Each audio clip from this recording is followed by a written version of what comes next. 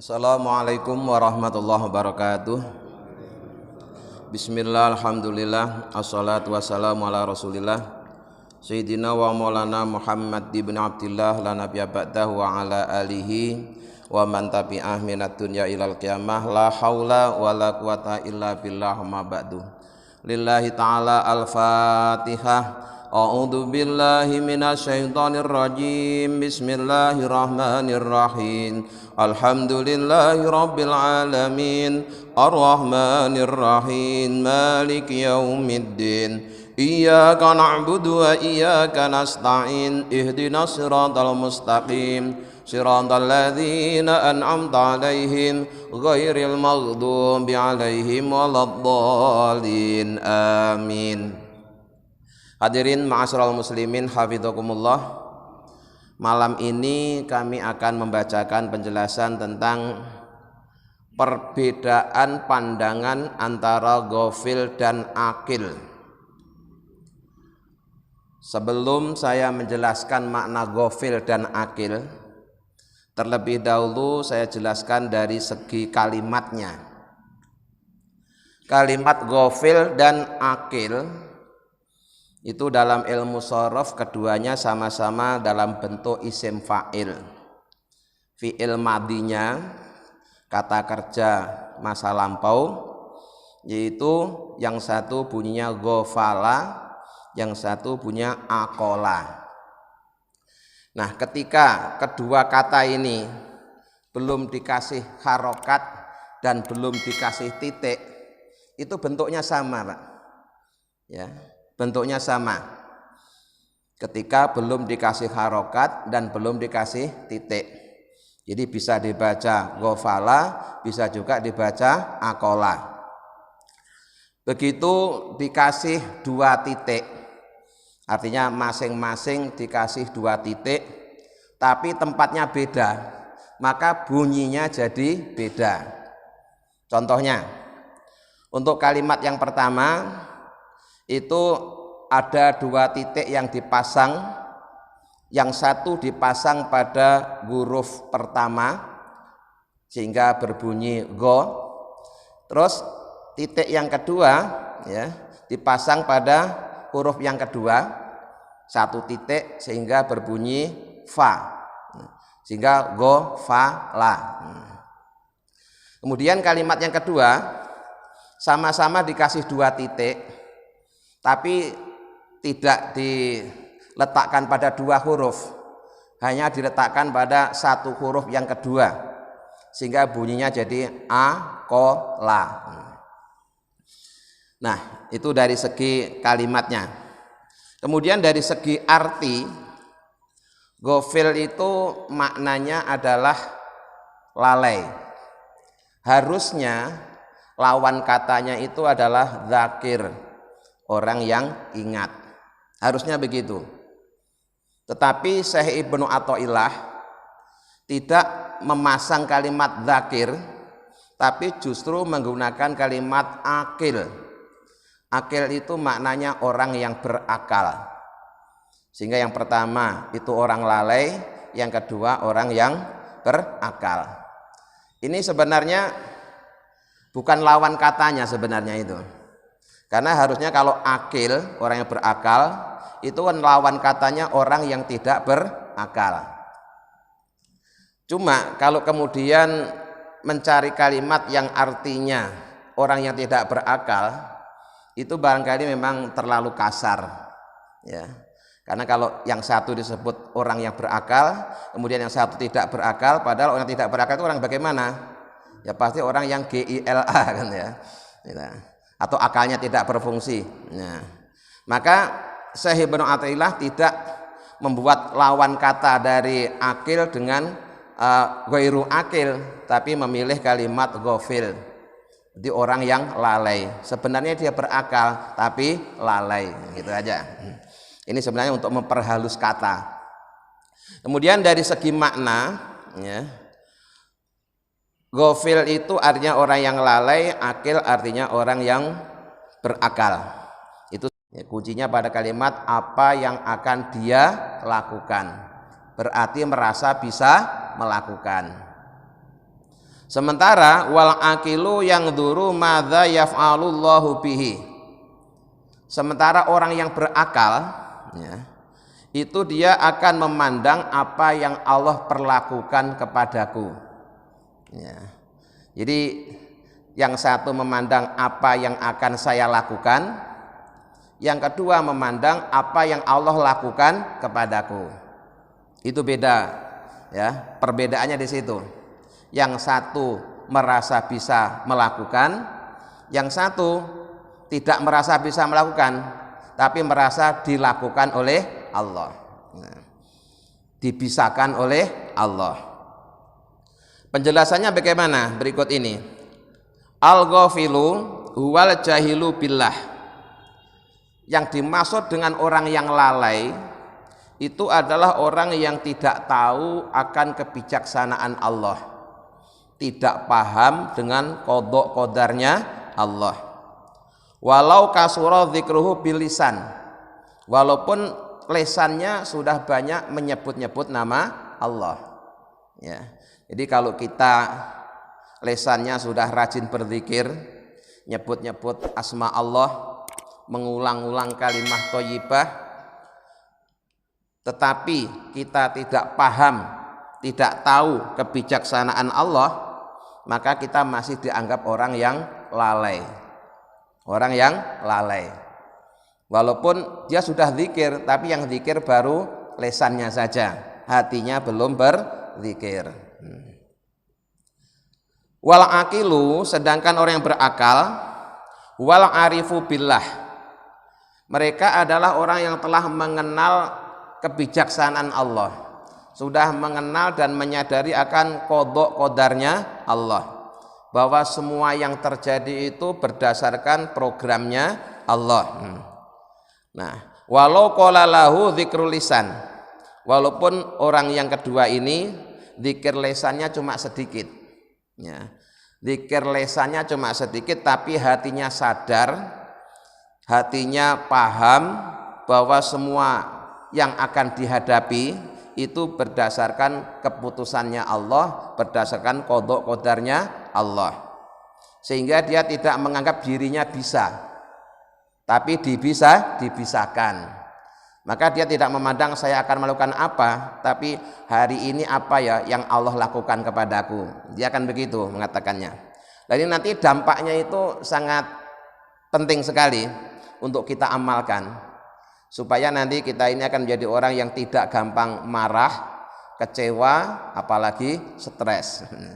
Jadi ujung-ujungnya Pak, ya, orang yang gampang marah, gampang kecewa, kemudian stres, itu karena memandang bahwa dirinya itu bisa berbuat, menganggap dirinya itu bisa berbuat, sehingga ketika punya keinginan, kemudian keinginannya tidak terpenuhi, akhirnya dia kecewa gitu. Intinya nanti di situ, ya. Di al-ghafilu nafsuhu maujudatun. Orang yang lalai itu nafsunya masih menonjol. Artinya dalam setiap mengambil kebijakan apa saja itu masih dikuasai oleh nafsunya. Bukan hatinya tapi nafsunya. Ya. Wa amaluhu mamdudatun, dan keinginannya juga masih panjang. Banyak berbagai macam keinginan, banyak harapan. Padahal ya, resikonya orang yang berharap itu adalah kalau harapannya tidak terpenuhi, dia akan kecewa. Maka dalam kajian tasawuf itu ada cara mudah menghindari kecewa, apa? Tidak usah berharap. Ya. Kalau kita tidak berharap, maka kita tidak akan kecewa. Kalau kita harapannya sedikit, kecewanya sedikit. Tapi kalau kita banyak harapan, ya siap-siaplah banyak kecewa. Nah, makanya ada tuntunan, kalau memang kamu terpaksa harus berharap, jangan berharap kepada selain Allah. Sandarkanlah harapanmu kepada Allah, sehingga nanti apapun yang terjadi kita tidak akan kecewa. Kenapa? Karena kita sandarkan kepada Allah, dan Allah itu maha baik. Maka yang terjadi pasti yang terbaik menurut Allah. Walaupun kadang-kadang menurut nafsu kita tidak baik, tapi hati harus lebih dominan. bahwa keputusan Allah itulah yang terbaik. Jadi al-ghafilu nafsu maujudatun wa amaluhu mamdudatun. Orang yang lalai itu nafsunya masih sangat menonjol, sangat menguasai dirinya, harapannya banyak dan panjang. Maka ia masih memandang apa yang ia lakukan merupakan hasil usahanya sendiri, merasa bisa.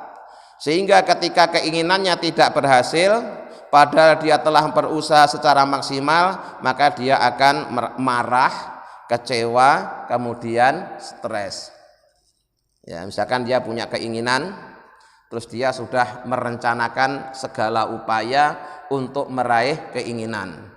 Ya, mulai usaha lahiriah maupun usaha batiniah sudah dipenuhi semua. Ternyata hasilnya tidak sesuai dengan yang dia inginkan. Akhirnya apa? Dia kecewa. Saya sudah tahajud, sudah duha, sudah baca zikir ini, baca doa ini, kok begini-begini saja dan seterusnya. Ya, sebenarnya usaha yang dilakukan juga bagus kan, zikir, tahajud, duha kan bagus. Tapi ujung-ujungnya dia kecewa. Ujungnya kecewa kenapa? Karena dia tidak paham dengan qada qadarnya Allah. Nah, ini yang perlu kita koreksi pada diri kita ya. Jadi walaupun kita sudah tekun ibadah, tidak hanya yang wajib, yang sunnah-sunnah juga sudah kita kerjakan, doa-doa, wiridan sudah kita baca semua. Tapi kalau kita masih suka menjadi orang yang tukang protes, maka ibadah kita tidak menjadikan kita dekat dengan Allah. Justru malah kita semakin jauh dengan Allah. Aneh kan ya? Rajin ibadah tapi semakin jauh dari Allah. Kenapa? Karena habis ibadah selalu protes. Ya. Setiap habis ibadah langsung kecewa karena keinginannya tidak terkabulkan atau tidak seperti yang dia inginkan. Maka melalui pengajian Al-Hikam ini, mari kita introspeksi, ngoreksi diri kita masing-masing. Mari kita berupaya merubah cara pandang kita. Ya, cara pandang kita terhadap segala persoalan itu kita ubah. Jangan terus seperti selama ini yang kita merasa bisa, kita merasa sudah berusaha maksimal, kemudian ketika tidak berhasil terus ujung-ujungnya kecewa, nyalain orang di sekitar kita, bahkan sampai puncaknya nyalain Allah. Dan itu banyak terjadi, Pak. Ya, karena memang itu salah satu sifat dasar umumnya manusia. Coba kalau kita renungkan ya, di negeri kita ini pernah dipimpin oleh siapapun kan semuanya didemo, semuanya diprotes. Dipimpin presiden A, didemo, diprotes. Diganti pemimpin kedua, didemo, diprotes. Diturunkan, ganti yang ketiga, terus begitu seterusnya. Sehingga menurut orang yang tukang protes ini tidak pernah ada yang benar. Tidak pernah ada yang sesuai keinginan dia. Nah, kalau ada orang seperti ini itu sebenarnya yang bermasalah bukan siapa-siapa, tapi dia sendiri. Nah, jadi kalau kita menganggap semua orang salah, itu sesungguhnya bukan kok orang yang lain, orang itu salah, tapi justru diri kita yang salah cara memandangnya. Ya, semuanya dikritik, semuanya diprotes, semuanya didemo, semuanya dianggap tidak benar. Nah, kalau sudah semuanya dianggap tidak benar, berarti dia menganggap hanya dirinya yang benar. Nah, ketika orang menganggap hanya dirinya yang benar, itu sudah menjadi tidak benar. Wong kebenaran kok dimonopoli sendiri. Nah, dan itu sering terjadi pada setiap manusia. Maka mulai malam ini mari kita kembali menyadari bahwa salah satu rukun iman yang keenam itu adalah percaya dengan qada qadarnya Allah. Semua yang sudah terjadi, yang sedang terjadi, dan yang akan terjadi pada diri kita itu semuanya sudah berdasarkan programnya Allah, sudah berdasarkan qada qadarnya Allah. Kita tinggal menjalani. Ya, kita tinggal menjalani. Jangan kemudian kita ini merasa bisa. Nah, jangan merasa bisa, tapi merasalah kita ini dibisakan oleh Allah gitu. Jadi kalau harapan kita sandarkan ke Allah, itu ketika terjadi sesuatu yang tidak sesuai dengan keinginan kita, kita sadar, oh barangkali memang Allah punya keinginan lain yang lebih baik. Dan Allah lebih tahu apa yang terbaik buat kita daripada kita sendiri loh Pak. Ya, Allah itu lebih tahu apa yang terbaik buat kita daripada kita sendiri. Kenapa? Kita ini produknya Allah. Jadi cara merawatnya yang paling tahu ya yang membikin, ya, bukan kita sendiri. Perasaan kita aja baik, tapi menurut Allah ini bahaya ini. Nah, ya. Bisa jadi seperti itu, ya. Jadi mari bersandar kepada Allah, jangan bersandar pada usaha sendiri. Ya. Kemudian untuk orang-orang yang selama ini telah tadi itu di satu sisi sudah tekun ibadah, tapi di sisi lain masih suka protes dengan Allah. Ya, itu hendaknya dia segera bertaubat, ya, segera bertaubat mumpung pintu taubat belum ditutup. Setelah dia taubat, dia harus selalu berupaya mengetuk pintunya Allah, istilahnya gitu. Digambarkan seakan-akan dia itu mau bertamu, ya, untuk mengakui kesalahannya. Dia berdiri di depan pintu, tapi pintu itu tidak segera dibukakan. Tapi walaupun tidak dibukakan, dia tetap setia menunggu sampai kapanpun pintu itu dibuka. Dia tidak bosan-bosannya mengetuk pintunya Allah. Nanti lama-lama oleh Allah akan dibuka, kemudian ditemui juga. Gitu. Jadi jangan putus asa dari rahmat Allah. Nah itu untuk yang ghafil, ya, orang yang lalai. Sehingga sekali lagi walaupun lesannya sudah banyak zikir, tapi kalau hatinya belum ridho dengan qada qadarnya Allah, belum paham dengan kebijaksanaan Allah, dia masih dianggap orang yang lalai.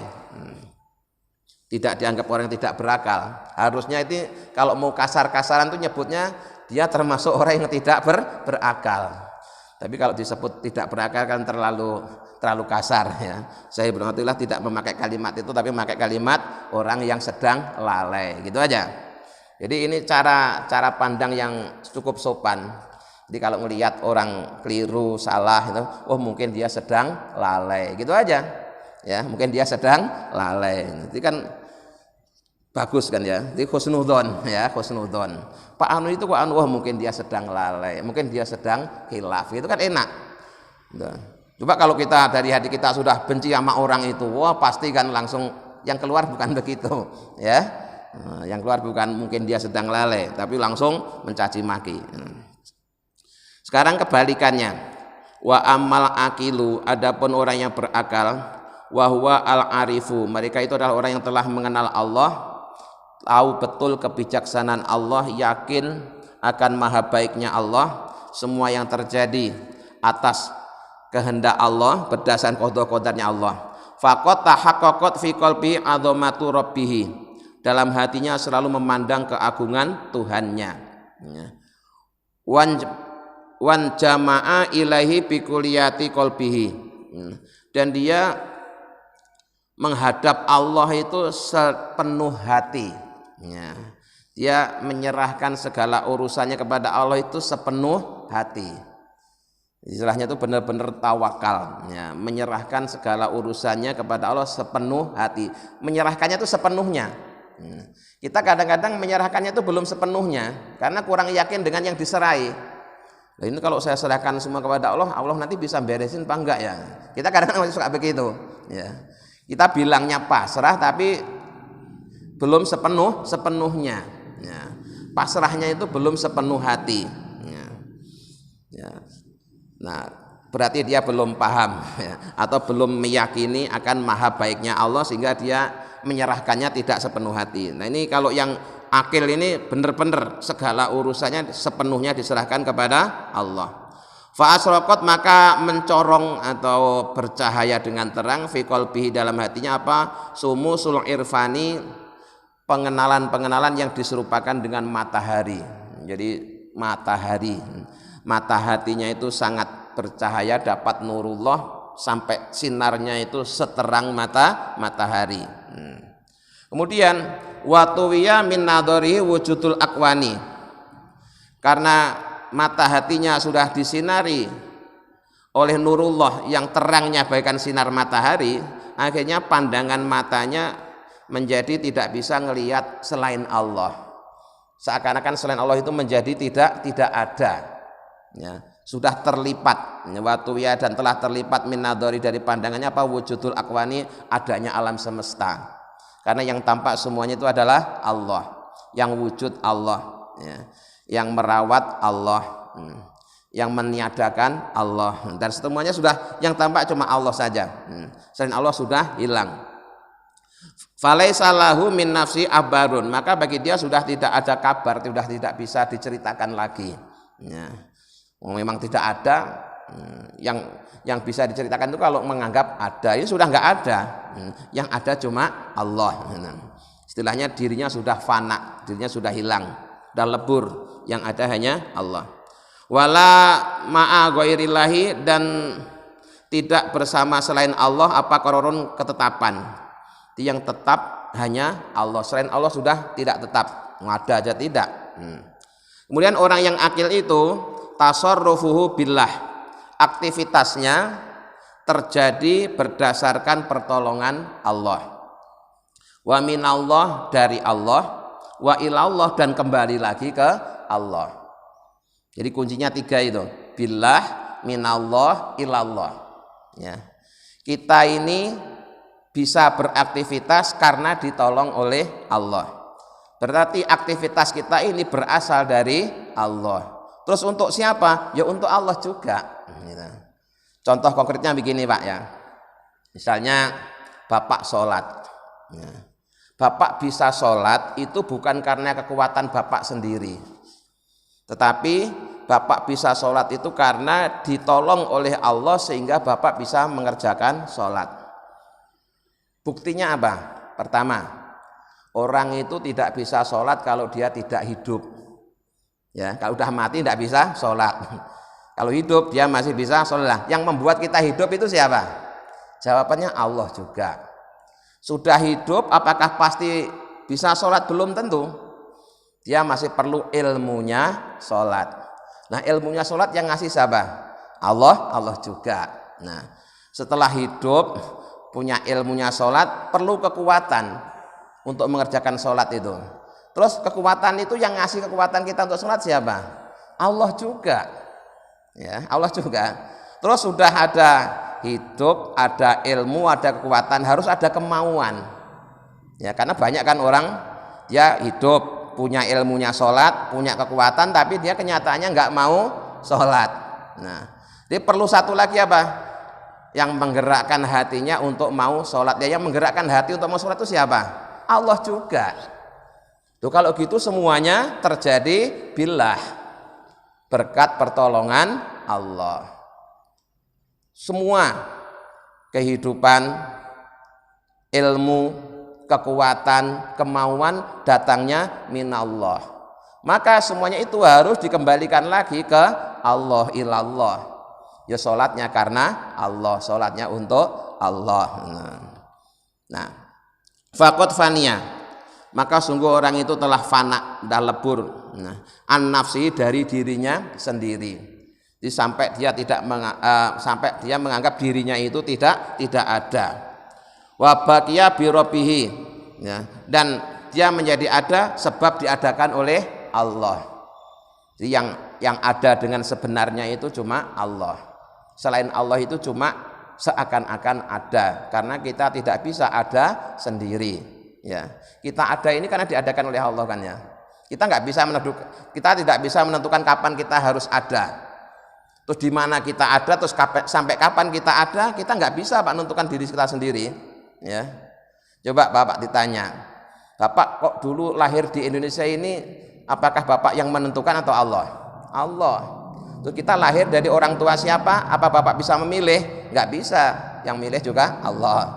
Terus lahirnya tahun berapa yang nentuin siapa? Bapak sendiri apa Allah? Allah juga. Itu maksudnya ya. Jadi mari kita kembalikan ke Allah lagi. Ya. Kita gampang stres, gampang kecewa itu karena melupakan Allahnya. Ya. Merasa bisa tadi itu, ya. Merasa bisa tadi penyebab utamanya itu. Ya. Sehingga fatal qauluma yuritu alaihi bil farqi wasururi. Kalau orang itu sudah sadar bahwa sesungguhnya dia ada karena diadakan oleh Allah, kemudian ketika ada dia perlu segala fasilitas yang menyediakan Allah, maka dia akan menerima semua yang dikehendaki oleh Allah dengan bergembira dan senang, karena dia yakin Allah itu maha baik, Allah maha pengasih, Allah maha penyayang. Allah lebih sayang daripada kepada kita daripada sayangnya ibu kita. Allah itu lebih menyayangi diri kita dibanding sayangnya ibu kita. Ya, itu harus yakin, Pak. Ya. Sesayang-sayangnya ibu kita masih suka kadang jewer kita, nyubit kita, marahin kita gitu kan. Tapi kalau Allah enggak. Ya. Makanya dulu pernah saya ceritakan ya, ketika Nabi Muhammad menjelaskan bahwa nanti setiap orang itu akan dihisab, dimintai pertanggungjawaban oleh Allah. Itu ada orang dari kampung yang cara berpikirnya itu sangat lugu. Ya, sangat lugu. Yang bertanya, "Ya Rasul, nanti itu apakah yang menghisab itu Allah sendiri atau diwakilkan ke makhluknya?" Rasulullah jawab, "Ya Allah sendiri." Dia langsung alhamdulillah. Jadi tampak senang, gembira gitu. Terus Rasulullah nanya, "Kenapa kok kamu kelihatan gembira?" Gini, kalau yang menghisab itu Allah, itu saya lebih senang daripada Allah menyuruh makhluknya. Karena berdasarkan pengalaman saya, hubungan sama Allah itu lebih enak daripada hubungan kepada selain Allah. Dan selama ini hubungan saya sama Allah itu baik-baik saja gitu. Ya senang gitu, ya, senang. Karena yakin berdasarkan pengalaman Allah ini selama ini selalu berbuat baik kepadanya gitu.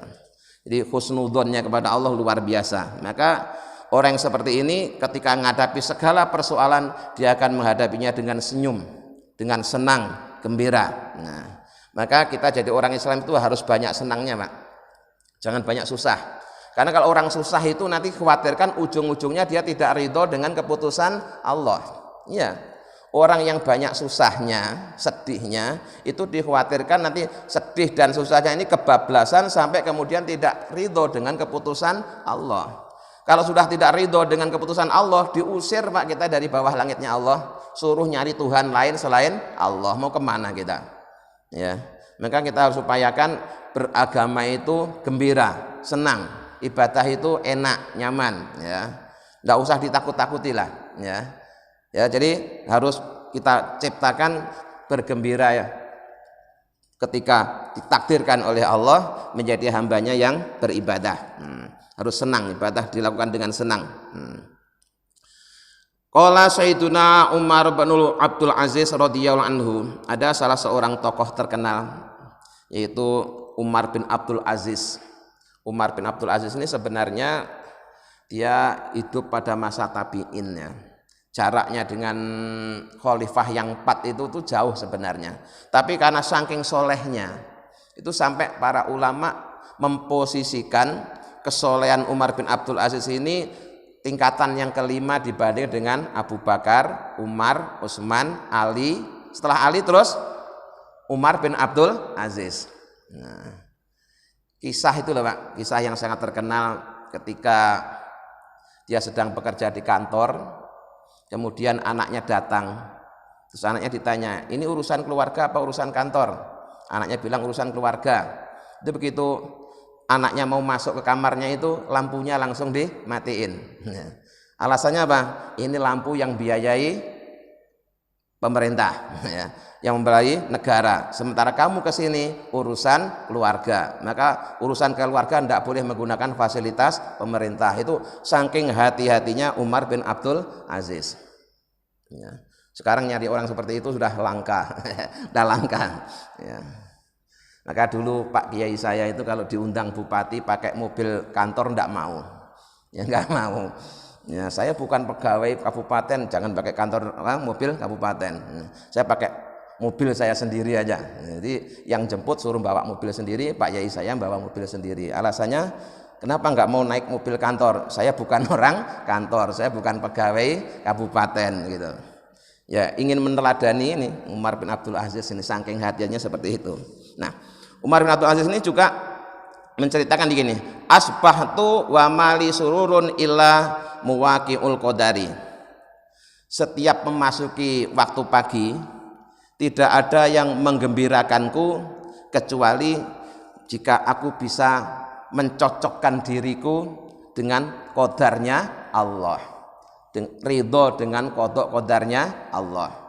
Itu yang paling menyenangkan kalau dia bisa ya menyelaraskan hatinya dengan qada qadarnya Allah. Tidak pernah protes itu ya, tidak pernah protes. Dan kuncinya itu sebenarnya itu gampang ya, gampang diucapkan, tinggal prakteknya aja. Apa? Cuma dua, Pak. Qada qadarnya Allah itu kan baik dan buruk gitu ya. Nah, kalau pas baik kita disuruh bersyukur. Kalau pas buruk disuruh bersabar. Cuma gitu aja kan. Itu intinya hidup di dunia itu kalau udah ini cuma dua itu. Pas enak syukur, enggak enak sabar. Sehat syukur, sakit sabar. Sukses syukur, gagal sabar. Cuma gitu aja kan. Udah selesai. Kalau kita bisa ngamalkan dua ini, segala urusan kita sudah selesai. Cuma syukur dan sabar itu bisa terjadi kalau kita ridho dengan qada qadarnya Allah. Maka bagi Umar bin Abdul Aziz, setiap pagi tidak ada yang membuat dia gembira kecuali jika dia mampu ya ridho ya, dengan qada qadarnya Allah. Wa qala Abu Utsman radhiyallahu anhu, dan juga telah berkata Syekh Abu Utsman semoga Allah meridhoinya, mungdhu arba'ina sanatan ma aqamani Allahu fi halin fakarihtuhu. Sejak 40 tahun tidak pernah sekalipun aku tidak suka dengan apa yang Allah tetapkan pada diriku. Artinya aku ditempatkan di mana saja ya, dalam kondisi apa saja aku selalu senang. Ya tadi itu kuncinya. Kalau pas ditempatkan di tempat yang enak dia bersyukur. Kalau pas enggak enak dia bersabar. Ketika lapang syukur, sempit sabar, gitu aja. Selalu itu aja kuncinya dua itu. Ya. Sehingga apapun keadaan yang dialami tidak pernah dia kemudian tidak menyukai keadaan itu. Kenapa? Karena keadaannya terjadi itu ya terjadi berdasarkan qada qadarnya Allah. Jadi termasuk rukun iman yang jarang dibahas itu kan memang rukun iman ini ya, iman kepada qada qadarnya Allah. Nah, kemudian wa manaqalani ila ghairihi fasakhattuhu, dan tidak pernah Allah memindah keadaanku ke keadaan yang lain kemudian aku tidak menyukainya, itu juga tidak pernah. Selalu dipindah juga senang. Jadi dipindah di tempat yang kering ya senang, di tempat yang basah juga senang ya. Ditaruh di mana saja pokoknya senang, asalkan yang naruh adalah Allah gitu. Jadi ridho dengan qada qadarnya Allah itu ya obat anti stres ya, obat anti stres. Nah, di kuncinya cuma dua tadi. Setelah kita ridho ya, kalau pas lagi enak syukur, tidak enak sabar, gitu aja. Syukur nanti dapat tambah nikmat, sabar juga dicintai oleh Allah, tidak ada ruginya kan ya. Nah, kalau enak lupa diri, enggak enak protes, sudah itu orang itu walaupun rajin tahajud, rajin puasa sunnah, tetap jauh dari Allah. Kenapa? Kerjaannya protes. Kerjaannya protes. Nah, fa idza arada, maka bila menghendaki sapa al-faqiru orang yang butuh Allah, ayakuna jika keberadaan apa tasarrufuhu aktivitasnya billahi sebab pertolong oleh Allah, fal ya'tazil an khududihi wa hawahu, maka hendaklah dia menyingkirkan kemauan-kemauan nafsunya. Jadi kalau kita pengen jadi hamba Allah yang selalu ridho dengan keputusan Allah, maka keinginan nafsu kita ini harus ditekan ke titik terendah. Ya, caranya gitu. Jadi kalau kita pengen agar selalu bisa ridho dengan qada qadarnya Allah, caranya kemauan, keinginan, hawa nafsu kita harus ditekan ke titik terendah. Sehingga yang terjadi itu semuanya berdasarkan kehendak Allah, bukan keinginan kita sendiri. Contohnya begini, fa idza arada ayaf'ala amron, ketika orang itu hendak melakukan satu urusan, fal yata'anna, maka hendaklah dia pelan-pelan, tidak tergesa-gesa ya. Wa yasbiru, bersabar, wa yasma'u dan mendengar ilal hatifi pada suara hati. Ya. Setiap menghadapi satu persoalan apa saja, pertama dia tenang dulu, tidak gerusa-gerusu. Yang kedua, bersabar menjalani proses. Yang ketiga, dia sebelum melangkah itu mendengar suara hati. Suara hati itu biasanya gini Pak, suara yang pertama kali, respon kita yang pertama kali itu yang dari hati. Ya.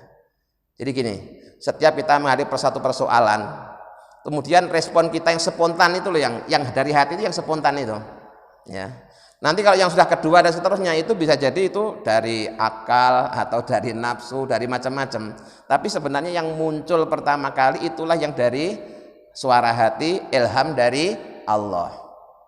Cuma kadang-kadang kita kurang jeli, ya, kurang jeli. Maka kita mari biasakan ketika menghadapi satu persoalan itu bertanyalah kepada hati nuranimu. Hati nurani itu hati yang sudah bercahaya, hati yang sudah paham dengan kebijaksanaan Allah. Ya. Fa innallaha subhanahu yasma'uhu mayuridu ayatawaja ilaihi fi'lan aw tarkan. Karena sungguhnya Allah Subhanahu wa taala mendengar apa yang si hamba tadi inginkan untuk menghadap Allah, apakah harus dengan melakukan aktivitas atau dengan meninggalkannya, itu Allah sudah tahu. Nah, jadi yang muncul pertama kali dalam lintasan hati kita ketika menghadapi persoalan itulah ilham dari Allah. Harusnya itu yang kita jadikan pedoman. Cuma kadang-kadang terus tadi masuk lagi ide-ide yang lain, akhirnya menjadikan kita malah bingung.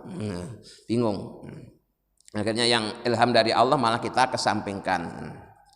Wa qad jaraina hadza fi safarina wa iqamatina.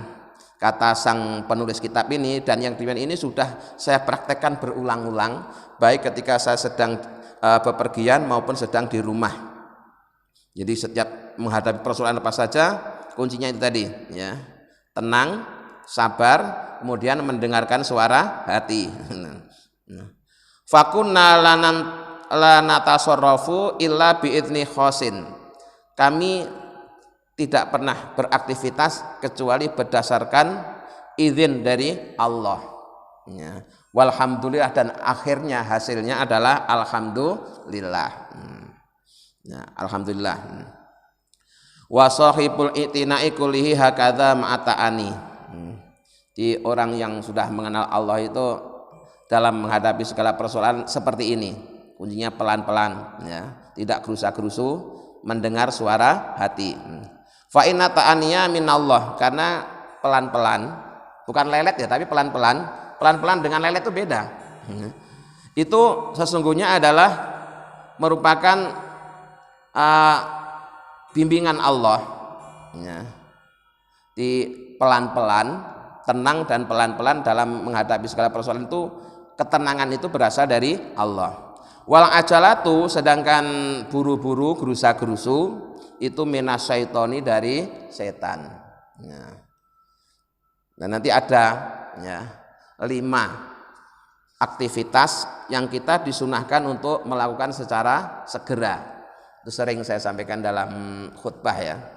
Jadi umumnya buru-buru itu adalah berasal dari setan, tapi ada 5 perbuatan yang kita dianjurkan melakukannya secara segera. Nanti apa saja insya Allah dalam pengajian yang akan datang akan kita sampaikan. Kemudian berikut ini ada satu nasihat dalam bentuk syair, ya. Ta'anna wala ta'jal li amrin turiduhu wa kun rahiman bil khalqi tubla bi rahimi. Ta'anna, pelan-pelanlah kalian, wala ta'jal, jangan buru-buru, li amrin, untuk mendapatkan, untuk sesuatu turidu yang kalian inginkan. Di pesannya dalam bentuk syair, ketika kamu punya keinginan apa saja, jangan buru-buru, tapi pelan-pelan. Jalanin proses, jalanin prosedur, ya. Karena kalau orang buru-buru itu biasanya nggak mau lewat jalan depan, lewat jalan belakang, nggak lewat prosedur yang sudah ditetapkan, tapi lewat jalan lain, terus pakai pelicin dan lain sebagainya, ya. Itu ujung-ujungnya kan penyebabnya itu ya karena tidak sabar menjalani proses, pengen segera kaya terus kemudian korupsi. Itu kan tadi intinya itu ya, nggak sabar menjalani prosedur dan proses itu. Pada perintahnya ta'anna wala ta'jal, pelan-pelan jangan buru-buru, li amrin turituhu, untuk mendapatkan apa yang kalian inginkan. Wa kun rahiman bil khalqi, jadilah kalian orang yang menyayangi makhluknya Allah. Sayangi semua makhluk Allah, baik makhluk hidup maupun makhluk mati. Kalau kalian sudah menjadi penyayang makhluknya Allah, tubla birrohimi, kalian pun juga akan diuji oleh zat yang maha penyayang. Jadi kalau toh kalian diuji oleh Allah, ujian itu juga dalam bentuk kasih sayangnya Allah kepada kita. Jadi diuji bukan karena Allah marah sama kita, tapi karena Allah sayang sama kita. Sehingga ya, kesalahan yang dilakukan oleh orang yang dicintai oleh Allah itu beda dengan kesalahan yang dilakukan oleh orang yang dimurkai oleh Allah. Nah, kalau kita menjadi penyayang terhadap makhluknya Allah, maka kita juga akan disayangi oleh Allah. Saya kira malam ini sampai di sini dulu. Insya Allah kita lanjutkan pada pengajian yang akan datang. Jadi mari kita bersama-sama mengoreksi diri kita masing-masing, belajar ridho dengan qadha qadarnya Allah. Jangan buru-buru dengarkan suara hati. Ya, kuncinya itu ya. Kalau enak, cocok, bersyukur. Kalau sedang tidak enak, tidak cocok, bersabar. Yang penting jangan sekali-kali protes, apalagi memprotes Allah. Na'udzubillah min dzalik itu. Ya, mudah-mudahan bisa mengamalkannya. Amin ya rabbal alamin. Allahumma sholli ala sayyidina Muhammad wa sayyidina Muhammad alhamdulillahi rabbil alamin. Allahumma inna nas'aluka imanan daima yaqinan shadiqan wa qalban khashi'an lisanan dzakira wa rizqan halalan wa ilman nafi'an wa ladan sholihah. Allahumma ij'alna wa auladana wa dzurriyyatina wa talamidana min ahlil ilmi wa ahlil khair wal ibadah wa la taj'al yahum min ahlil jahlil ma'siyah. Rabbana atina fid dunya hasanah wa fil akhirati hasanah wa qina adzabannar. Subhana rabbika rabbil izzati amma yasifun wa salamun alal mursalin walhamdulillahi rabbil alamin. Assalamualaikum warahmatullahi wabarakatuh.